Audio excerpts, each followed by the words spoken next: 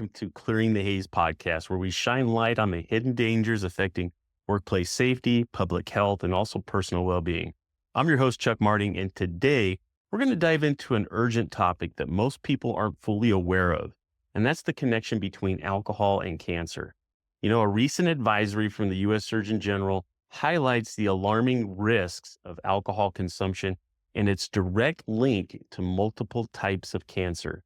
This information that should be front and center in every health discussion, yet it remains largely unspoken.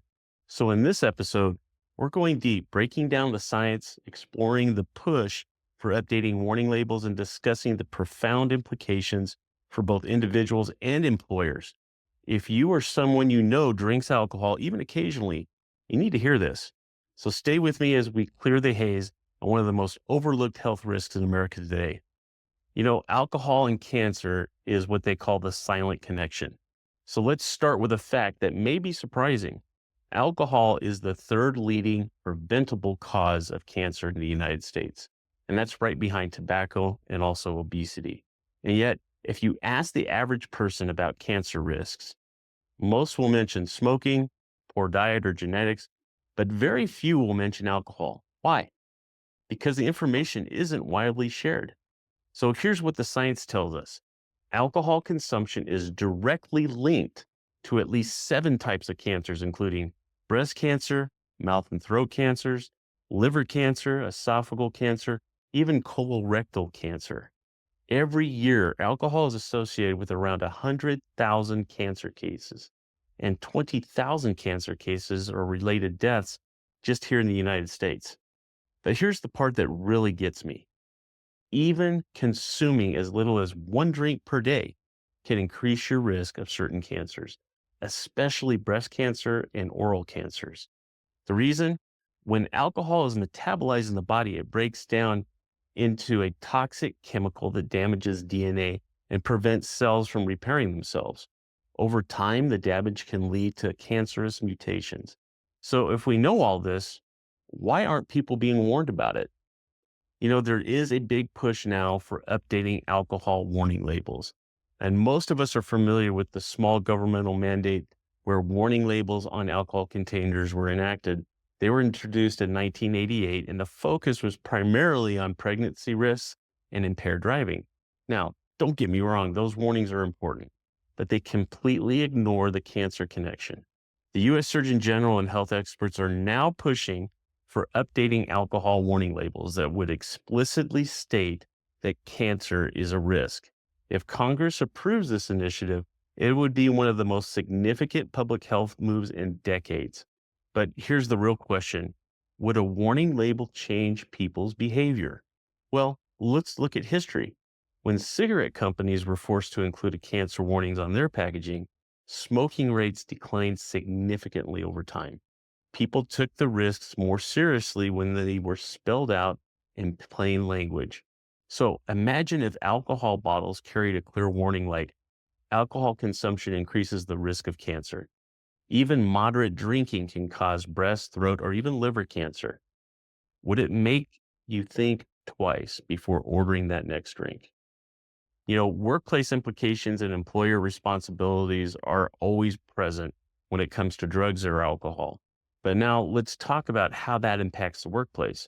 Because whether you're an employee, a business owner, a safety officer, this information is critical. We often discuss alcohol in the workplace in terms of impairment, showing up drunk, failing drug tests, failing alcohol tests, or getting a DUI. But what about the long-term effects? If alcohol contributes to over 100,000 cancer cases per year, then employers need to recognize that it's not just a social issue. It's a workplace safety and productivity issue as well. So what can an employer do about it? Well, 1, they can increase workplace alcohol education.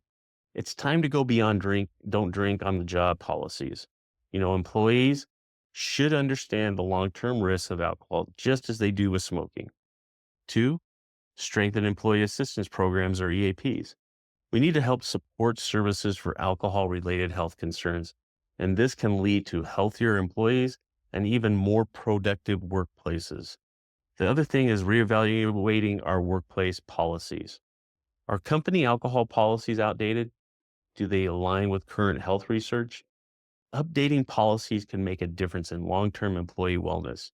At Clearing the Haze, we're committed to educating workplaces and individuals on these issues because ignoring them could have deadly consequences.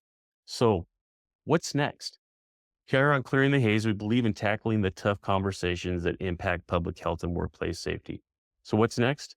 In upcoming episodes, you can expect us to talk about the science behind alcohol related cancer risks. So, how does alcohol damage cells and why does it increase cancer risk? We're also going to talk about the potential impact of new alcohol warning labels. What are the chances they'll be approved? And how will the alcohol industry react? And the third thing, practical strategies for individuals and workplaces. What steps can you take to minimize risk and protect your health? So if you're already subscribed, do it. Subscribe, hit that button so you can get all of our episodes as they come out because you won't want to miss these critical conversations. And if today's episode opened your eyes, share it with a friend, a colleague, or someone you know who needs this information. Awareness is power. The more we know, the better choices we can make for ourselves, our families, and our workplaces. At Clearing the Haze, we're here to give you the truth backed by science so that you can take control of your health and safety. So visit our podcast on all your podcast platforms, subscribe and share it with others that would benefit from this information as well.